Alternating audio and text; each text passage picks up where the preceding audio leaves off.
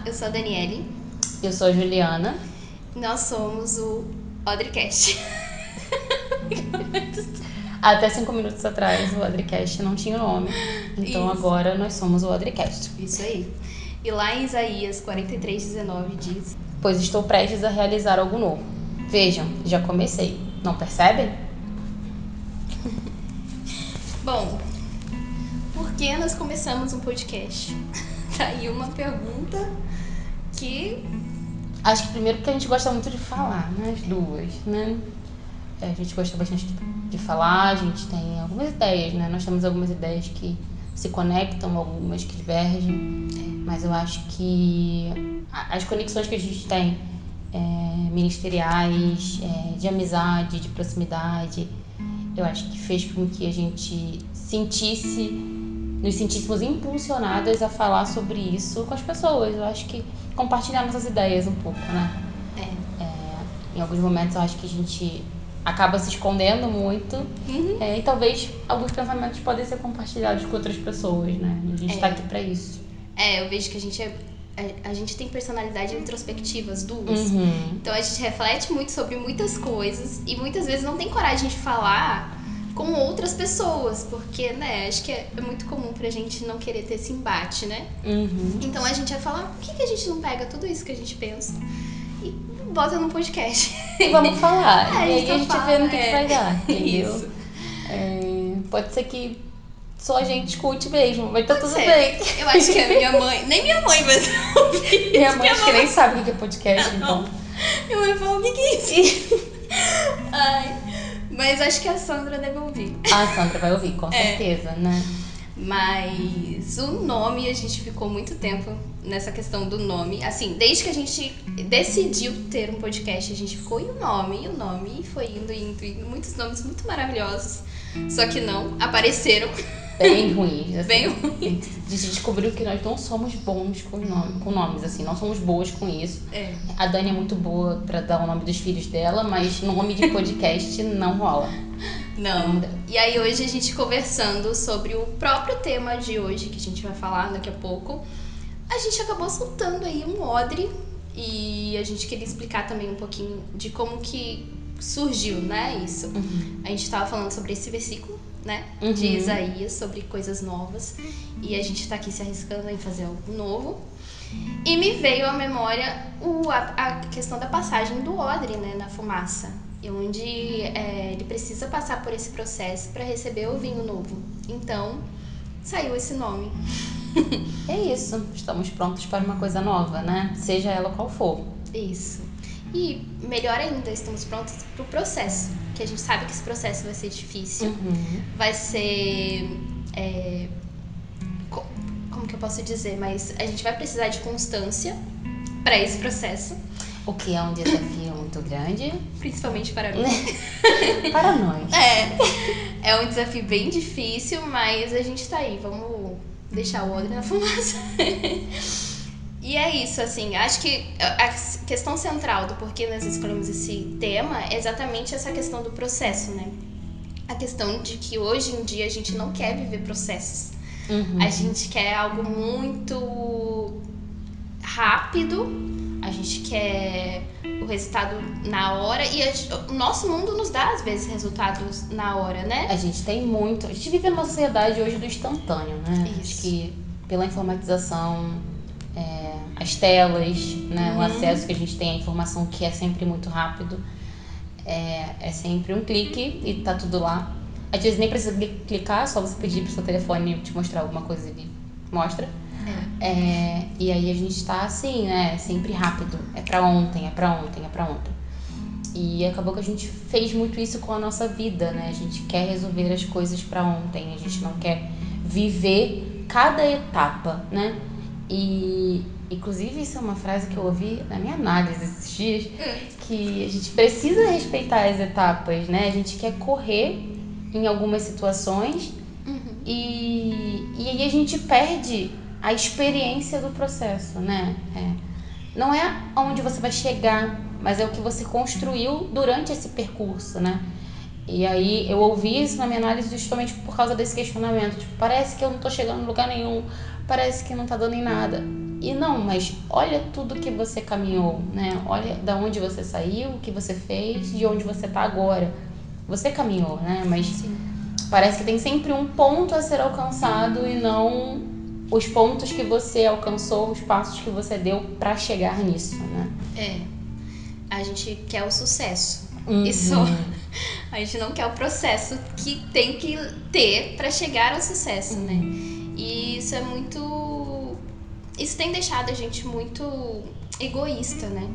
Porque às vezes pra chegar muito rápido, ninguém consegue chegar tão rápido, né?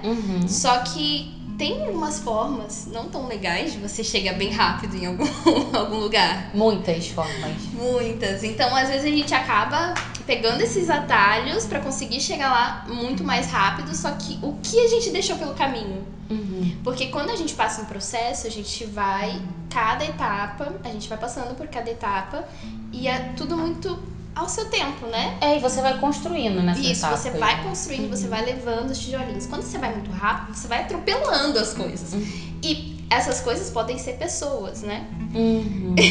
Eu acho que a gente falando sobre isso agora, você falando sobre isso, eu lembrei muito da questão da infância, né? As crianças, elas precisam passar por etapas de desenvolvimento para alcançar determinada aprendizagem, determinada... para chegar em determinado nível de maturidade, né? E quando uma criança ela não passa por determinada etapa, isso gera consequências, pode não ser agora, pode ser lá na frente, né? Eu brinco muito sobre isso aqui em casa com a minha mãe, porque eu fui uma criança, 8, 9 anos, muito descoordenada, né? Tipo, eu vivia caindo o tempo todo. Até hoje é assim, gente. Até hoje. Eu não posso andar por uma superfície plana sem tropeçar e cair. E aí a gente conversa e brinca sobre isso aqui em casa. E minha mãe, porque tipo, eu tenho um andador com não sei quantos meses, né? Ou seja, eu não engatiguei, né? Eu não rastejei, eu fui direto pro andador. E naquela época não tinha muita preocupação em relação a isso, nem informação, né? Então foi compreensível, né? Felizmente o menor dos problemas foi a minha falta de coordenação motora. Poderiam ter gerado qualquer outro problema, né? A gente sabe hoje em dia, né, como é importante respeitar essas etapas que as crianças passam. Mas é isso que acontece, né? A gente acaba não aprendendo algumas coisas que poderia ter aprendido quando a gente ultrapassa etapas. E isso gera consequências lá na frente. Sempre vai gerar. A gente acha que não, mas essa nossa vontade imediatista de resolver as questões agora, pra ontem, pra hoje, ela vai deixar alguma coisa incompleta lá na frente, né? E aí a consequência disso, na maioria das vezes, não é boa nem pra gente, nem pro outro. Verdade, porque a gente acaba olhando só pro que a gente quer mesmo, né? E aí é complicado. Até nessa questão das crianças, às vezes a gente quer que a criança obedeça. E aí a gente extrapola na forma como a gente trata algumas coisas, algumas birras, ou enfim, desobediências. Então a gente acaba extrapolando por um fim que não é assim, precisa de um processo. Às vezes a criança ela não vai aprender, ela não tá ainda naquele momento de aprender exatamente aquilo. Ela ainda vai ter um processo de erra e repete até parar de errar. Então assim, a gente precisa entender, né, esses processos. E a gente chegou nesse assunto por conta dessa polêmica aí que tá tendo da base. Uma base por aí. Coisa que tá acontecendo. Que nos fez refletir sobre essa questão do egoísmo, do querer algo a custo de qualquer coisa. E é muito comum hoje nas redes sociais, né? A gente vê muitas pessoas indicando produtos que nunca usaram, indicando joguinhos de azar e coisas que elas claramente não usam. E muitas pessoas caindo nisso por acreditar cegamente, né? E não dá pra culpar também essas pessoas, porque muitas não têm muito essa malícia. E de verdade, é meio difícil ter que ensinar as pessoas a ter malícia, né? É muito ruim ter que fazer isso, né? Gente, não acredito em todo mundo, é muito ruim. Não confiem em todos, né? É uma coisa muito ruim de se dizer e ruim de viver e ver e acreditar, né? Tipo assim, não confiem em todo mundo, né? Eu acho que tá aí um ponto, né? Eu acho que a gente ter que lidar com uma sociedade em que a gente não pode confiar em quem tá do nosso lado é muito difícil e é muito complexo, assim. Eu trabalho com criança, então você ensinar para uma criança desde muito nova que ela não pode confiar em qualquer pessoa é angustiante, eu acho, né? Pra gente e pro outro, né? É angustiante pra gente e pra aquela criança, né? E eu acho que tem muito isso, assim, de você tá numa rede social, você segue determinada pessoa, você vê que aquele conteúdo te atrai, é legal, é bacana, e aí aquela pessoa diz, olha, eu uso isso aqui é mágico, eu emagreci em 2 horas com isso aqui. Porque são coisas assim. Muito real. São coisas assim que acontecem. Eu emagreci em 2 horas tomando essas gotinhas. E aí, se você segue aquela pessoa, ela tem um conteúdo que pra você é atraente, é muito legal em determinados pontos. Você vê conexões com aquela pessoa de, poxa, ela mostra a rotina dela, como é que é em casa, com a família, e ela te diz que aquilo ali ajudou ela, o que você logicamente vai fazer? Nossa, tá dando muito errado essa área da minha vida, eu preciso resolver esse problema e emagrecer. Então você vai lá e compra as gotinhas mágicas que aquela pessoa tá te oferecendo. Você não quer nem saber se passou pelo teste ou não da Anvisa, do Inmetro, não. Você só quer ir lá e resolver o problema porque aquela pessoa, que é muito confiável, ela disse pra você que vai resolver o problema. E eu acho que tá aí uma outra coisa, né? Quando a gente tem essa conexão com as redes sociais hoje em dia, aquilo vira a nossa família, a nossa vida, né? Aquela pessoa tá inserida no nosso dia. Ela tá mostrando ali nos stories dela a rotina, o dia a dia, quando ela acorda, o café da manhã. E aquilo vira a nossa vida. Tipo, você acorda com aquela pessoa, né? O que ela fez hoje? Vamos lá ver. Ela foi treinar? Vamos ver. Ela deu almoço junto com a família dela? Vamos ver. Então, isso entra na nossa rotina. A gente faz parte da vida daquela pessoa. E tudo que a gente coloca na nossa vida, a gente está se alimentando daquilo, né? Isso é bíblico. E a gente esquece que a gente tá vendo aquela pessoa nem sabe quem a gente é. E é muito complicado também, né? Porque como a gente muda isso? Como a gente vive numa sociedade dessa forma? E é muito difícil. Eu tenho 2 filhos, então eu me pergunto isso todos os dias. Como que eu vou criar eles para serem boas pessoas, né? Para serem bons cidadãos e fazerem bem, mesmo que eles recebam mal. E é muito complicado, né? Porque é difícil pra gente ter o contraponto, né? De fazer o melhor quando a gente tá vendo que o pior tá reinando, né? Mas vale a pena, porque não é só pela gente, é pelo outro também. Então eu fico imaginando quantas pessoas tiveram problemas, né? Por conta de indicações de influencers, por conta de alguma coisa que viram nas redes sociais, porque alguém muito conhecido e muito famoso indicou. Então a gente precisa começar a pensar nisso. O que eu tô fazendo que tá também influenciando as outras pessoas à minha volta? Porque a gente é influenciador também. Pequena quantidade, sim, mas somos. No nosso trabalho, na nossa família. Quantas vezes, assim, eu não vi minha mãe fazendo alguma coisa porque eu tava fazendo, sabe? Então a gente influencia. Filhos, então eu não vou nem tocar nesse assunto. Então o que a gente tá fazendo para essas pessoas? Se as pessoas estão sendo ensinadas a serem egoístas, ou estão sendo ensinadas que existe alguém além de mim, sabe? Eu gosto muito de criar meus filhos pensando na questão do outro. Então, que eles não são o centro do universo. Então, que eles precisam ter coisas dentro de casa, tipo tarefas, pequenas coisas a fazer, para que isso desenvolva neles o olhar pelo outro. Porque tem pessoas que estão fazendo aquilo, então o que eu posso fazer para ajudar? Sabe? Pode dar certo ou não. Eu não sei, os 2 são pequenos, então não sei. Mas é algo a se pensar. O que eu preciso fazer para que as pessoas comecem a ver que não é só sobre a gente.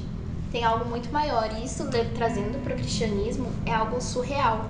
Porque a gente tem vivido dias dentro do cristianismo muito egoístas. A gente quer um culto que faça a gente se sentir bem. A gente quer um Deus que nos aceite como nós somos. A gente quer um Deus que não queira mudar nada na gente. E não é assim. Deus nos ama como nós somos, mas Ele não vai deixar a gente daquela forma.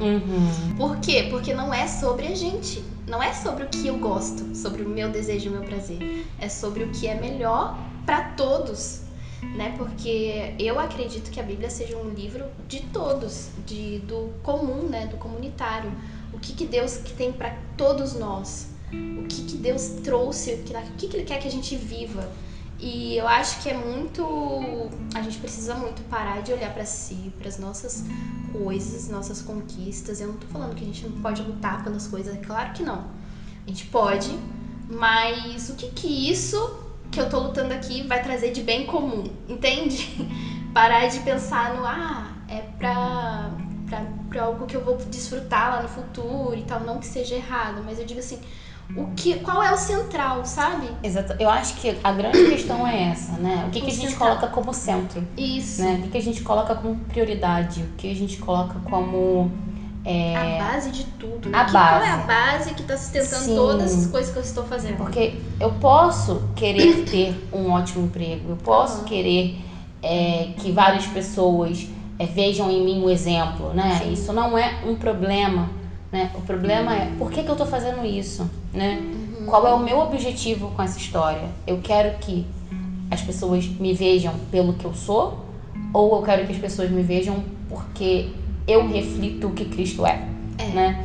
Eu acho que Paulo foi muito ousado quando ele falou me imitem, né? Assim como eu imito a Cristo. Ele foi ousado demais, porque eu jamais teria essa coragem de dizer uma coisa dessa. Não. Nunca na minha vida. Ele dizer, me imita aí, porque eu tô imitando a Cristo. Porque eu sei que durante 80% do meu dia eu não consigo imitar a Cristo, sabe?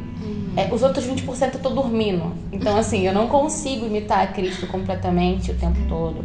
Eu não consigo imitar a Cristo no trânsito, eu não consigo imitar a Cristo na minha sala de aula com os meus alunos, eu não consigo imitar a Cristo com os meus amigos, eu não consigo imitar a Cristo nas minhas redes sociais, porque a todo momento eu preciso ter esse pensamento de que, peraí, tô fazendo isso pra quem?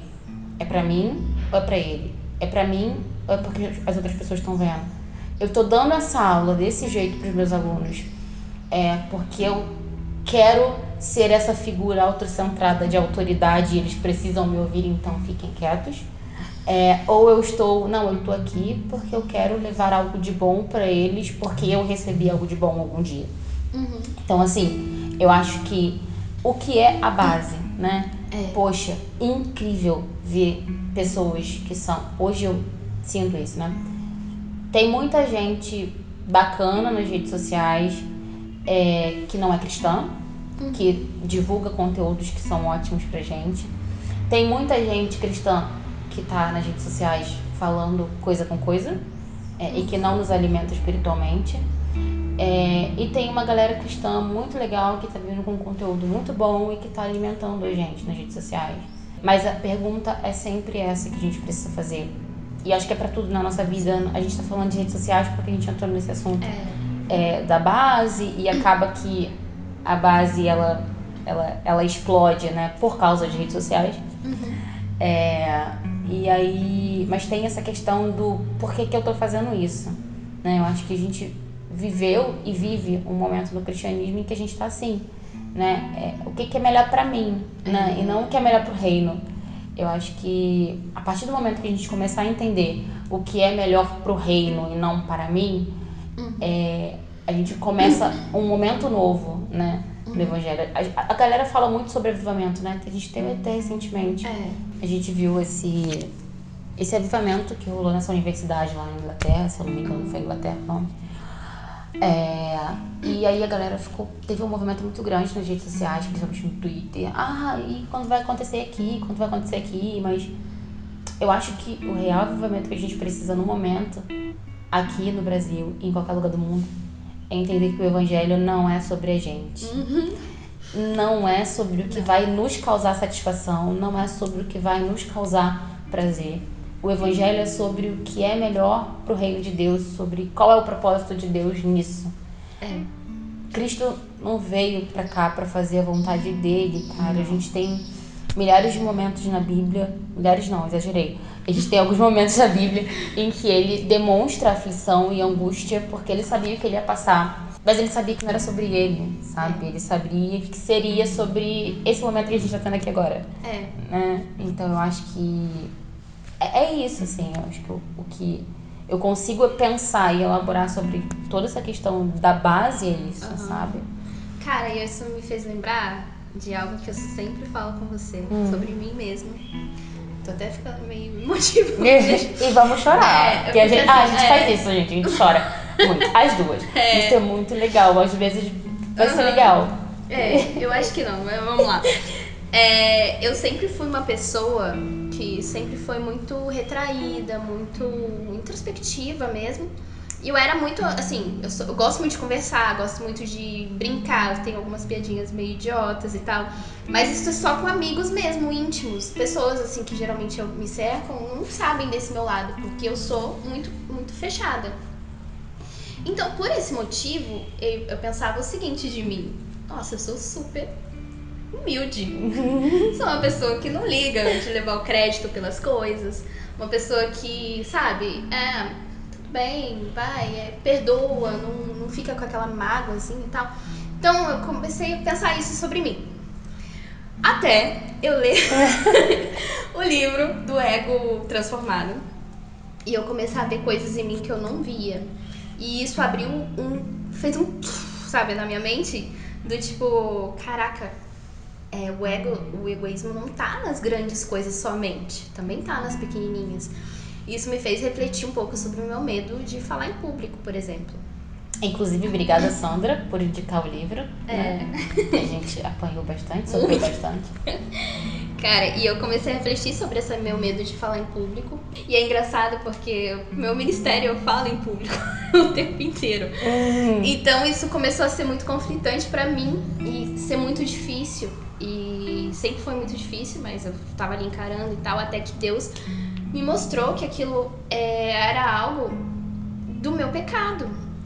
Então eu tava ali com muito medo e muito receio de dar minha cara a tapa. Não era do tipo, eu não quero aparecer, porque eu achava que era do tipo, eu não quero ser vista, eu não quero aparecer, sabe, e tal. Mas não, era o meu ego, porque eu não queria que as pessoas vissem algo de errado no que eu tava fazendo. Então eu tava mais preocupada mesmo com a opinião das pessoas. Então isso começou e eu comecei a ver pequenas coisas assim do meu dia a dia, onde eu tava sendo egoísta também.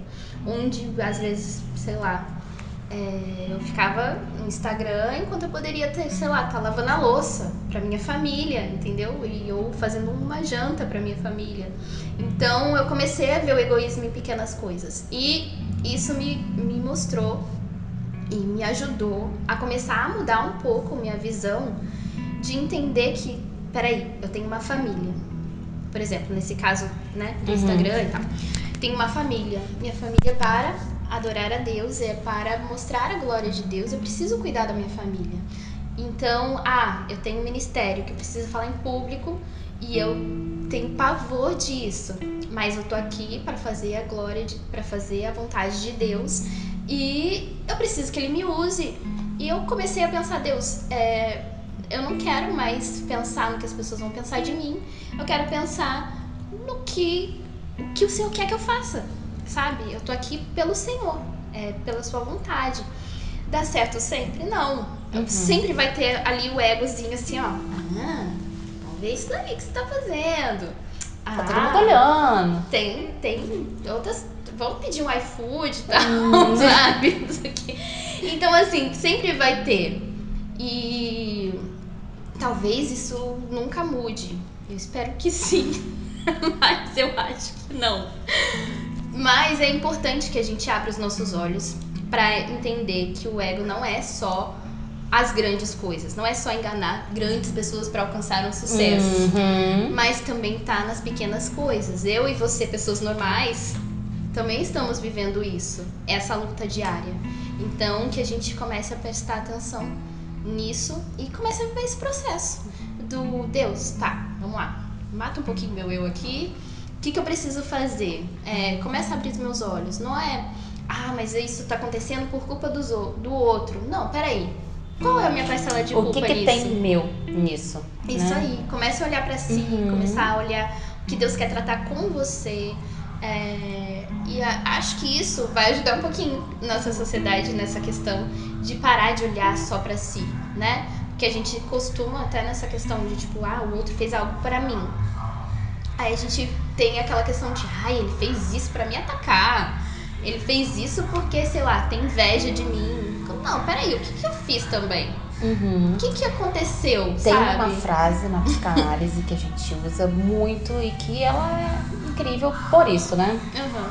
É uma frase que diz: qual a sua responsabilidade na desordem da qual você se queixa? Então a gente reclama muito da desordem do outro, né? Mas qual a tua parcela de culpa e a tua responsabilidade nisso tudo, né? A gente, por exemplo, reclama muito que tal pessoa engana todo mundo nas redes sociais, mas quando você vai lá no seu Instagram, você é um dos seguidores e uma das pessoas que mais assiste os stories. Então, peraí, qual a sua responsabilidade nisso, né?